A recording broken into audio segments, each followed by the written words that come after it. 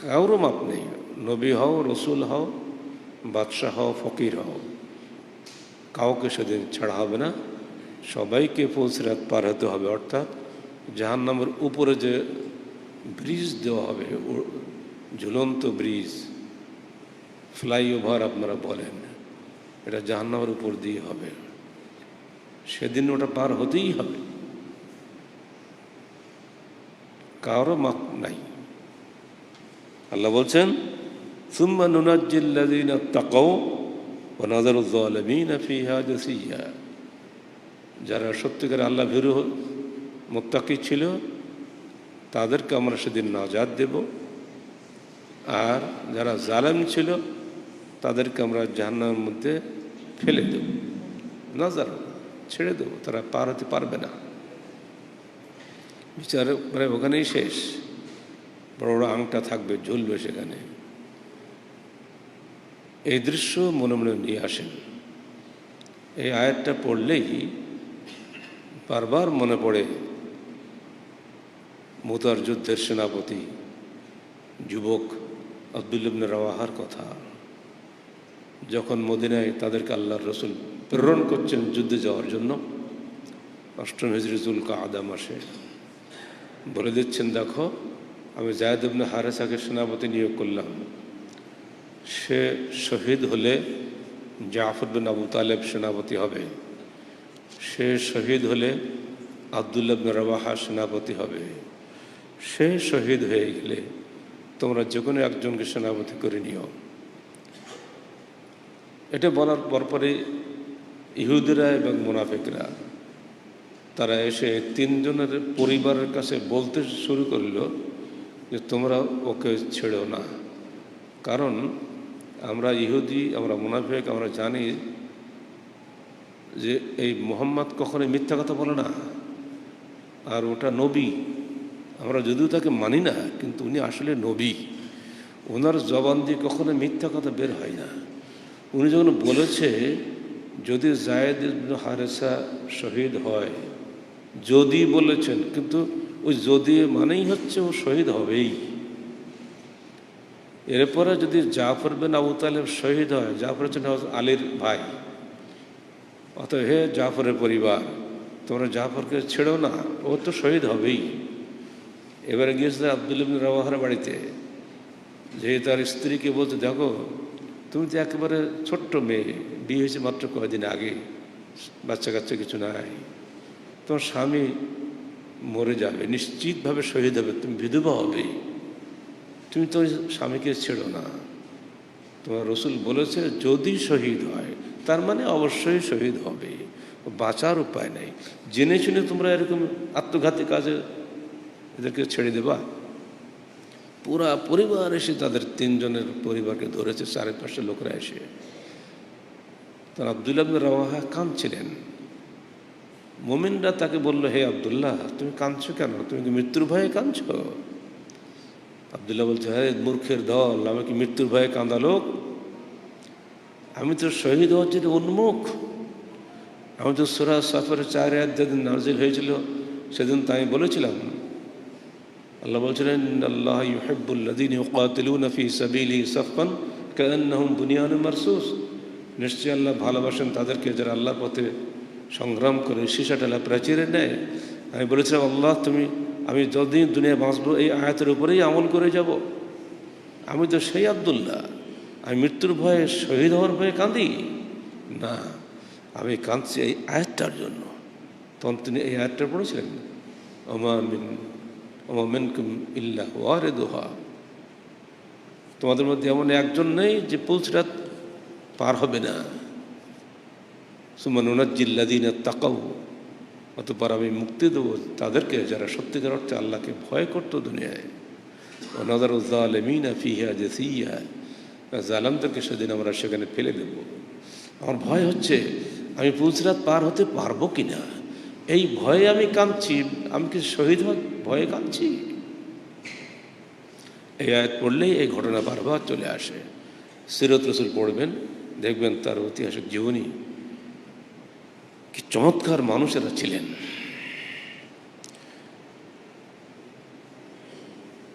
আজকে পৃথিবী জুলুমে ভরে গেছে না? চারিদিকে তাকান, জুলুম আর জুলুম, কোনো ন্যায় বিচারের খবর পাবেন না। যদি বিচার অনুষ্ঠান ভালো হয়েও যায়, বিচারের ফলাফল কেউ টের পাবেন না। বাংলাদেশের ইতিহাস দেখেন, 7 খুনের আসামিদের দেখেন, তারা বহাল তবিয়তে দিব্য এখনো পর্যন্ত কারাগারে বেঁচে আছে। 7টা খুন করেও বিচারে যেহেতু তাদের হুকুম হয়েছে ফাঁসির, হয়ে গেল কয়েক বছর, ফাঁসি হয়নি। এমন একটা সময় আসবে যখন দেখবেন হয়তোবা মানুষ ভুলে যাবে, একসময় দলীয় প্রেসিডেন্ট তাদেরকে ক্ষমা করে দেবে। এমনি করে হচ্ছে সর্বত্র, ন্যায় বিচার কোথাও নাই। পৃথিবীর সর্বত্র তাকান, আমেরিকার দিকে তাকান, ইংল্যান্ডের দিকে তাকান, ফ্রান্সের দিকে তাকান, সারা বিশ্বব্যাপী অবিচার। একে একে যদি শুধুমাত্র উদাহরণগুলো দেওয়া যায়, তাহলে স্মরণ করে দেওয়ার জন্য, আজ থেকে বাংলাদেশ স্বাধীন হয়েছে 50 বছর আগে। সেই সময় রাজনৈতিক চিন্তাধারার আলোকে কেউ ছিল বাংলাদেশের পক্ষে, কেউ ছিল বিপক্ষে।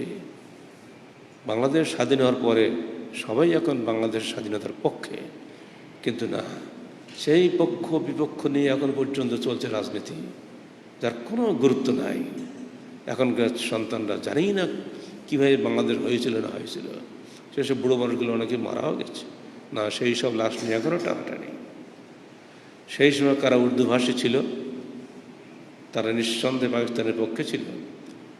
তার আটকে আছে বিহারিদের ক্যাম্পে, ঢাকায়, মোহাম্মদপুরে, আরও অনেক জায়গাতে আছে, লালমনিরহাটে আছে, সৈয়দপুরে আছে, খুলনার খালিশপুরে আছে, সব জায়গাতে আছে। তারা যে কীভাবে বসবাস করছে, তাদের মানবেতর জীবনের খবরও কোনো পত্রিকা আমরা দেয় না। মাঝে মধ্যে কিছু কিছু টুকটাক খবর আসে ইনকিলাবে, সেখান থেকে আমরা কিছু খবর পাই। এত সাংবাদিক, বস্তুনিষ্ঠ সাংবাদিকতার শপথ নিয়ে যারা সাংবাদিকতা করেন, কত যে টিভি আছে বাংলাদেশে, এদের খবর কেউ দেয় না। কারণ এদের খবর দিলে সরকার নাকশ হবে, আর সরকার নাকশ হওয়া মানে জীবনে বেঁচে থাকা হয়তো বা সম্ভব নাও হতে পারে। ওরা তো মানুষ, সর্বোপরি তারা মুসলমান। এখন তারা বিহারি টিহারি কিছুই নাই। এদের সমস্যা নিয়ে কারো কোনো মাথা ব্যথা নেই। মোহাম্মদপুরে এমপি আছে, মন্ত্রী আছে, তারা যেন এদের দিক তাকাতেই চায় না। এটা অবিচার, এটা জুলুম। ঠিক পাকিস্তানে বাঙালি আছে, করাচিতে বাঙালি পল্লী, সেখানে কয়েক লাখ বাঙালি আছে। 71 সালে তারা আটকে গেছিল সেখানে। আমাদের সরকার ধরেই নিয়েছে ওরা সব পাকিস্তানপন্থী, ওদেরকে দেশে ঢুকতে দেওয়া হবে না। তারা নিজের দেশে ফেরার জন্য আকুলি বিকুলি করছে। না, রাজনৈতিক সিদ্ধান্ত না থাকলে তারা আসতে পারে না। ওদিকে বাঙালি মুসলমানরা পাকিস্তানে ধুকে ধুকে মরছে, এদিকে বিহারি মুসলমানরা বাংলাদেশে ধুকে ধুকে মরছে। অথচ সবাই কিন্তু মুসলমান। মুসলমান তখন মুসলমানদের উপরে বিচার করে নেই, আল্লাহর পক্ষ থেকে তার ফলাফল আসবে না। জি, চলে আসছে পাশের দেশ আরাকান থেকে স্থায়ী নাগরিক, তারা সেখানকার রোহিঙ্গারা লাখে লাখে এসে বাংলাদেশে ঢুকে পড়ছে, বাধ্য হয়েছে। যারা মাত্র কয়েক লাখ বিহারিকে সামাল দিতে পারেনি, এখন তারা 11-12 লক্ষ রোহিঙ্গাকে সামাল দিতে বাধ্য হচ্ছে। এটাও খানিকটা আন্তর্জাতিক কারণেই। কেউ কিন্তু সাহায্য করছে না। আল্লাহ পাক দেখিয়ে দিচ্ছেন, তুমি একদলের উপর জুলুম করেছ, তোমাকেও মজলুমের কান্না শুনতে হবে, কোনো উপায় নাই। সারা পৃথিবীতে একই দুর্দশা। আমেরিকাতে মেক্সিকোদের যে অবস্থা, অভিবাসীদের যে অবস্থা, ইংল্যান্ড ও বাইরের অধিবাসীদের যে অবস্থা, প্রতিটি দেশেই এগুলো চলছে, কিন্তু কোথাও শান্তি নাই। কারণ ন্যায় বিচার কোথাও নেই। বিচার আছে শাসকদের পক্ষে যদি হয় তাহলে তার বিচার আছে, শাসকদের বিপক্ষে গেলে তার বিচার নেই। এটা তো ইহুদি নাসারাদের জীবনে ছিল, হাদিসে রয়েছে। রাসূলুল্লাহ সাল্লাল্লাহু আলাইহি ওয়াসাল্লাম বলছেন, দেখো তোমাদের পূর্বিকের উম্মতগুলো ধ্বংস হয়েছে কেন জানো? তার মৌলিক কারণ ছিল এই, যখন তাদের কোনো কর্তা ব্যক্তিদের কর্তৃত্বশীল ব্যক্তিদের কোনো ব্যক্তি অন্যায় করত, তখন তাকে তারা ক্ষমা করে দিত অথবা বিচারই করতো না। আর গরিব শ্রেণীর কোনো লোক যদি অন্যায় করত, তখন তারা তার বিচার করত কঠিনভাবে। এই কারণেই আল্লাহর গজব তাদের উপর নেমে এসেছিল। এমনকি তাদের কাউকে আল্লাহ পাক দুনিয়াতে শূকর বান্দরে রূপান্তরিত করেছিল। ইতিহাসটা আপনারা জানেন, সূরা বাকারা 65-66 পড়ে দেখেন। জলজন্ত একটা মানুষকে দিনান্তে আল্লাহ শূকরে বান্দরে পরিণত করে দিলেন। 3 দিন পরে সব মরে সাফ হয়ে গেল। যা মানে চাক্ষুষ দেখার পরেও মানুষ সেই জালামি রয়ে গেছে। জুলুমের ইতিহাস বহু পুরানো। নূহ আলাইহিস সালামের যুগ থেকে জুলুম চলে আসছে। সে জুলুম যদি আজও চলে বিভিন্ন তন্ত্রে মন্ত্রের নামে, কোনো লাভ হবে না। জুলুমের পরিণতি আপনাকে জুলুম ভোগ করতেই হবে, এর কোনো মাপ নাই। দেখেন বাবরি মসজিদের উপর জুলুমটা কেমন হলো। 5ই আগস্ট, আজকে কত 7ই আগস্ট, 2 দিন আগে ভারতের প্রধানমন্ত্রী সেখানে বসে 35 কেজির উপর একটা ইট বসিয়ে বলে দিলেন, আজ এখানে ভারত মাতা আজকে সবচেয়ে শান্তি পেল। রাম আজকে সর্বত্র সার্বজনীন, ভারতের ঘরে ঘরে এখন রাম বিরাজ করবে। এই সমস্ত উদ্ভট ফালতু কথা যারা প্রধানমন্ত্রী হয়ে বলে, তাতে মনে হয় আমাদের যে পাগলগুলো ঘুরে বেড়ায়, এদের চেয়ে ওদের বুদ্ধি আরও খারাপ। একটা পাগলও বিপদে পড়লে আল্লাহ বলে ডেকে ওঠে, সে রাম রাম করে না। কিন্তু উনি সর্বত্র লেখা রামই দেখছেন। মুখ্যমন্ত্রী ধর্মনিরপেক্ষতা, সে দেশে প্রায় 25 কোটি মুসলমান আছে। ধর্মনিরপেক্ষতা হলে তিনি একটি নির্দিষ্ট ধর্মের প্রতিভূ হয়ে সেখানে বসে কাজ করতে পারতেন না। তিনি ভারতের ধর্মনিরপেক্ষতার আদর্শকে জলাঞ্জলি দিয়েছেন। এজন্য ভারতের মুসলমানরা বলে দিয়েছে, তুমি যতই ইট রাখো, বাবরি মসজিদই থাকবে, কোশ্চিনকালেও মন্দির হবে না। ইট ভাঙা যায়, মানুষের অন্তরকে ভাঙা যায়। 17 বছর পরে ঠিক একই সময় রিপোর্ট বের হয়েছে। 17 বছর আগে ভারতের সুপ্রিম কোর্টের একজন বিচারপতি লিরের হান, মনমোহন সিং লিরের হান, তাকে প্রধান করে একটা কমিটি গঠন করা হয়েছিল। সেই রিপোর্টটা একই সময়ে বেরিয়ে গেছে। যখন সেখানে মোদি যে ইট পড়তেছে, ঠিক তার একদিন আগে বেরিয়ে গেছে যে বাবরি মসজিদ নিঃসন্দেহে মসজিদ ছিল, এটা ভাঙাটা অন্যায় ছিল। চিন্তা করছেন, তাদেরই একজন হিন্দু বিচারপতি, তিনি 17 বছর ধরে যাচাই বাছাই করে রিপোর্ট দিচ্ছেন যে বাবরি মসজিদ নিঃসন্দেহে মসজিদ ছিল, কোনো মন্দির ভেঙে এখানে মসজিদ করা হয় নাই, এবং মসজিদটাকে ভেঙে ফেলাটা মহা অন্যায় ছিল। সেই অন্যায়ের উপরে প্রধানমন্ত্রী নিজে গিয়ে ইট গাড়লেন। আর সেই সুপ্রিম কোর্টের প্রধান বিচারপতি গগৈ, সে বদমাশ, এখন আল্লাহ পাক ইচ্ছে তাকে করোনা ধরেছে। যেদিন ইট বসাবে সেদিন তার দাওয়াত হয়নি, কারো ওপরে করোনা ধরেছে, ঘরে বসে আছে। প্রথম বাবরি মসজিদ যে ভেঙেছিল যে ছেলেটি, সে বাড়ি গিয়ে মুসলমান হয়ে গেছে। তার বাপ বলল, তুই কি করে আসছিস, তুই মসজিদ ভেঙেছিস?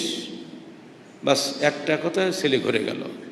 সে এখন মুসলমান, তার সাথী একজন মুসলমান। তাদের এখন কাজ হয়েছে কাফরা আদায় করা। ভারতের বিভিন্ন অঞ্চলে যেখানে যেখানে মসজিদ ভাঙা দেখে, তারা সেখানে গিয়ে সে মসজিদ সারাই করে, সংস্কার করার চেষ্টা করে। বলে, আমরা যে পাপ করে এসেছি, এই পাপের কোনো প্রায়শ্চিত্ত নাই, আমরা যদ্দূর পারি মসজিদ সংস্কারের কাজে জীবন কাটাবো। তারা অলরেডি মুসলমান হয়ে গেছে, বলুন আলহামদুলিল্লাহ। কিন্তু মুসলমান হয়নি মোদি, কারণ ও শক্তি মদমত্তে অন্ধ হয়ে গেছে। সে বোঝে না তার শক্তির 3 পয়সা মূল্য নেই। 3 বার পায়খানা, 2 বার বমি, মোদি হাসপাতাল।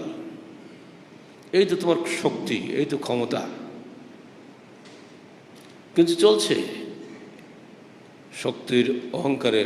আজকে আমরা কি করছি দেখেন, ক্রস ফায়ার, বন্দুক যুদ্ধ, এনকাউন্টার, এসব ফালতু মিথ্যা চলছে আমাদের দেশে সমানে। ঈদের আগের দিন যে কাজটা করা হলো, একটা রিটায়ার্ড মেজরকে যে হাত উঁচু করে গাড়ি থেকে নেমেছে, ওই অবস্থায় তাকে গুলি করে হত্যা করা হলো। এবং মিথ্যা মামলা সাজানো হলো, সে নাকি এদেরকে গুলি করতে গেছিল। অত সে প্রধানমন্ত্রীর SSF গার্ডের অন্তর্ভুক্ত ছিল, যাদের ট্রেনিং হলো এই, সে প্রতি 5 সেকেন্ডেই 6টা গুলি করতে পারবে, তবে তাকে ওই বাহিনীর সদস্য করা হয়। সে নাকি রিভলভার উঁচু করে নাকি পুলিশকে মারতে গেছিল। সে যদি মারত, পুলিশ একটা থাকতো নাকি? সে তো ট্রেন্ড মেজর। কিন্তু না, দিল মিথ্যা মামলা সাজিয়ে দিল। সেখানে নাকি গাঁজা পেয়েছে, ইয়াবা পেয়েছে, এই করে মিথ্যা মামলা সাজানো অভ্যাস হয়ে গেছে পুলিশগুলোর। এই মিথ্যার উপরে চলছে দেশ। কত মানুষকে যেটা এভাবে হত্যা করেছে হিসাব নাই। সেই 2000 সালে ক্লিন হার্ট অপারেশন থেকে শুরু হয়েছে এ পর্যন্ত শত শত মানুষের জীবন গেছে বিনা বিচারে। বিচার বহির্ভূত হত্যাকাণ্ডের মধ্যে বাংলাদেশ সারা পৃথিবীতে ফার্স্ট হবে কিনা আল্লাহই ভালো জানে।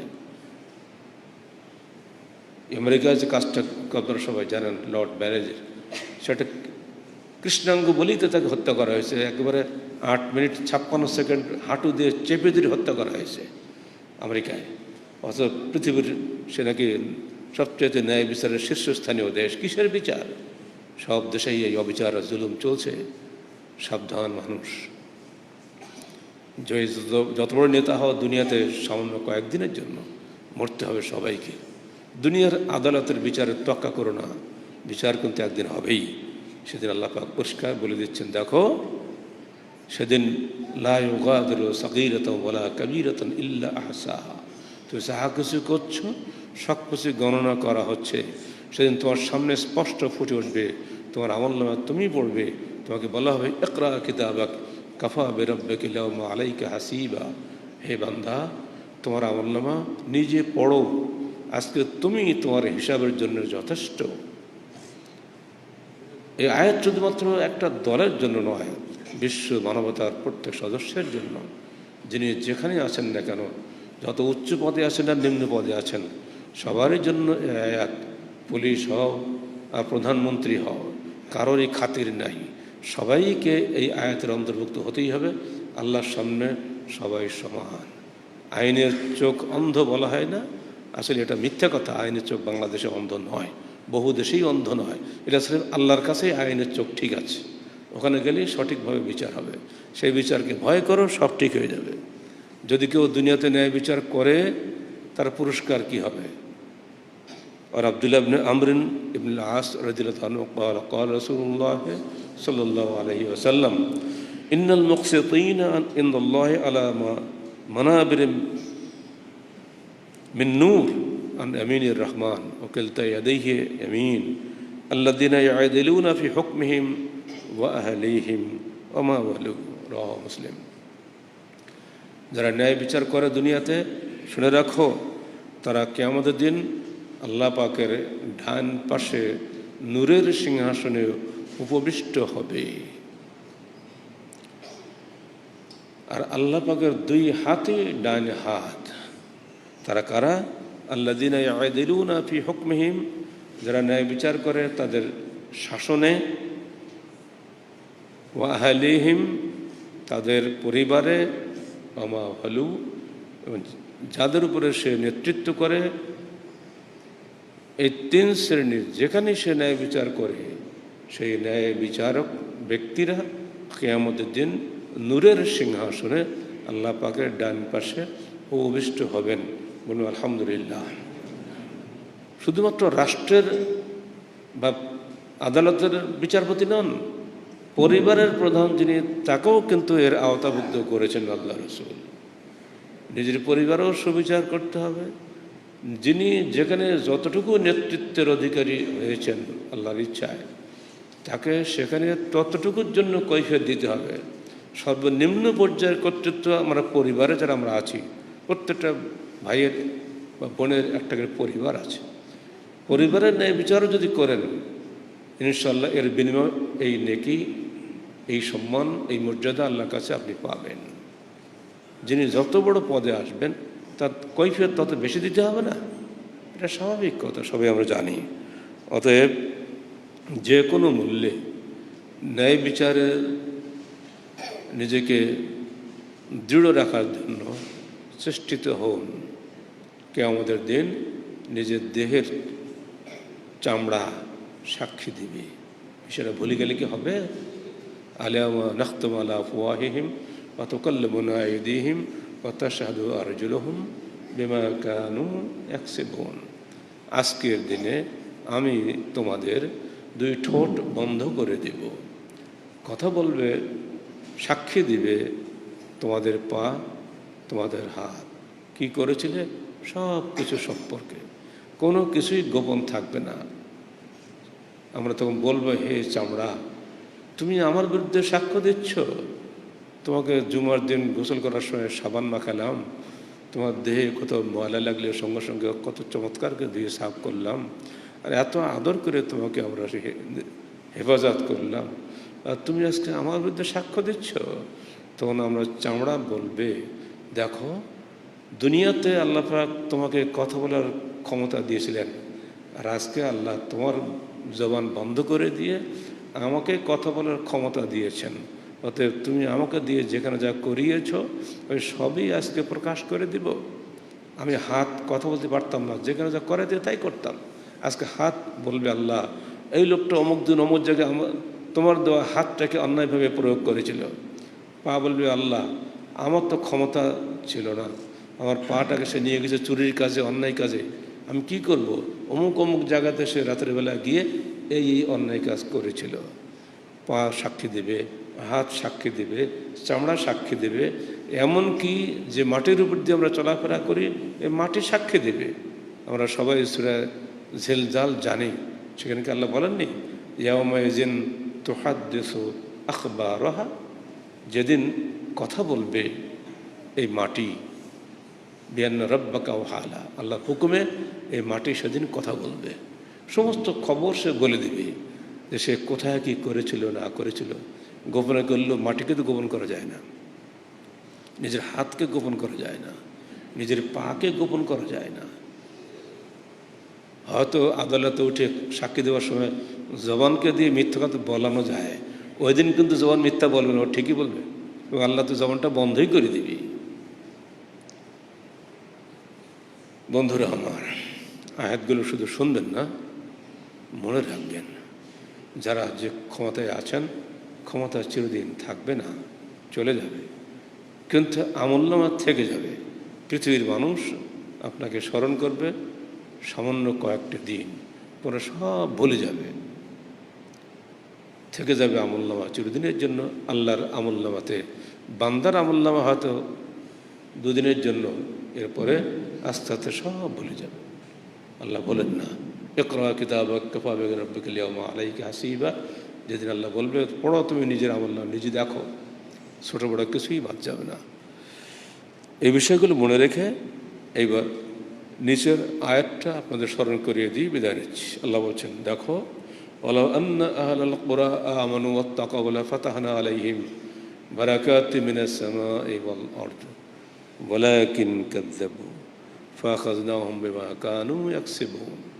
সূরা আরাফ 96 আয়াত। যদি জনপদের অধিবাসীরা ঈমান আনত এবং আল্লাহকে ভয় করত, আমরা অবশ্যই তাদের উপরে খুলে দিতাম আসমান ও জমিনের বরকতের দুয়ারসমূহ। ওয়ালাকিন কাযযাবু, কিন্তু ওরা আমার কথাকে মিথ্যা মনে করেছিল। ফাআখাযনাহুম, ফলে আমি তাদেরকে পাকড়াও করেছিলাম। বিমা কানু ইয়াকসিবুন, যা কৃতকর্ম তারা করেছিল তার বিনিময়ে। কাজ করলে ফল ভোগ করতেই হবে। মানুষ আপনাকে হয়তো ভয়ে কথা বলবে না, অথবা সম্মানে আপনাকে খাতির করবে, কিন্তু আল্লাহ আপনাকে খাতির করবে না। অতএব হে বান্দা, যিনি যেখানে যে পদে আছেন, ন্যায় বিচার করুন, অন্যায় বিচার করবেন না। আল্লাহ কাউকে ছাড়বেন না। আল্লাহ আমাদের সবাইকে প্রকৃত অর্থে ন্যায় বিচার করার তৌফিক দান করুন। পরিবারে হোক, সমাজে হোক, প্রশাসনে হোক, যিনি যেখানে আছি, এটা আল্লাহ পাকের মেহেরবানি। আল্লাহ কাউকে প্রশাসনে বসিয়েছেন, কাউকে সমাজের নেতা করেছেন, কাউকে পরিবারের নেতা করেছেন। এই যে ছেলেটি মারা গেল মেজর, এ তো বিয়েও করেনি, তার ভাগ্যে তো পরিবারও জোটেনি। একটা বোন থাকে বিদেশে, একটা বোন থাকে দেশে, সেই বোনটাই মামলা করেছে।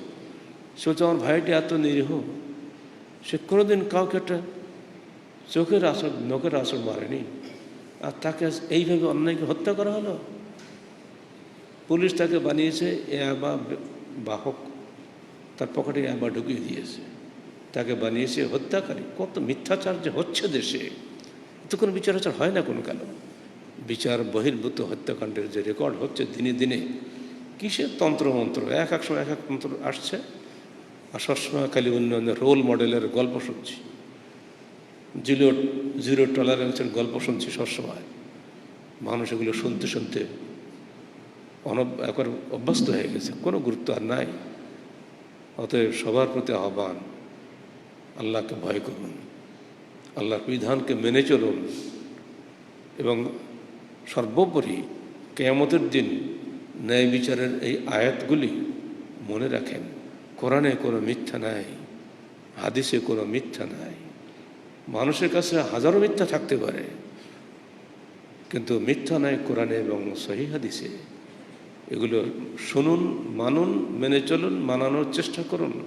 যারা ক্ষমতায় আছেন তাদের ক্ষমতা প্রয়োগ করুন আল্লাহর বিধান বাস্তবায়নে, নিজের বিধান বাস্তবায়নের জন্য নয়। তাহলে এটা আপনার আমার সবার জন্য, দেশের জন্য, পরিবারের জন্য, পৃথিবীর জন্য কল্যাণকর হবে, এবং মৃত্যুর পরে এটাই আপনার আমার জান্নাতের ওসিলা হবে। আল্লাহ পাক আমাদের সবাই গুনাহ খাতা মাফ করুন, এবং আমাদেরকে জান্নাতুল ফেরদৌসের অধিকারী হওয়ার তৌফিক দান করুন, এবং সর্বপর্যায়ে ন্যায় বিচার করার তৌফিক দান করুন। জুলুম থেকে বেঁচে থাকার তৌফিক আল্লাহ পাক আমাদের দান করুন। আকুলু কওলি হাযা আস্তাগফিরুল্লাহ লি ওয়া লাকুম ওয়া লিসাইরিল মুসলিমিন।